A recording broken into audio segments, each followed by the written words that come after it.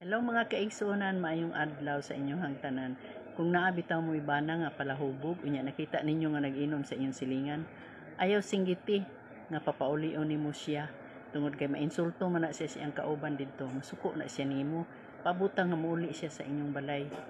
Unya, og mauli na kung mangayo og pagkaon, pakaon na. Ayaw siya ipaapas sa imong anak nga anak naamagoy uban nga asawa nga paadto pabalik-balik ang anak kay papaulion ilang papa. Ayaw inana pasagdi, ayaw pud paapo nga imong anak didto kay makita si imong anak aga inom akong papa, so muinom pud siya.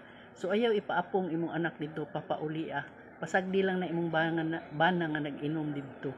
Mao bitaw nagiingon sa Ginoo nga kung magminyo ta pilion jud nato nga atong minyoan nga pareho nato aron di ta magproblema, pero kay gahi man tag ulo di kita mo tuo ba. Ningon sa 2 Corinthians 6:14, ayaw kamo pakigiusa sa mga dili magtutuo, kay dili gayud magkasinabot ang matarong ug ang dautan, ug magambitanay ang kahayag ug ang kangitngit.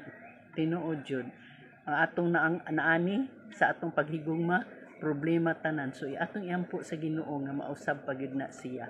So mao lang to, salamat kay sa pagpaminaw. God bless.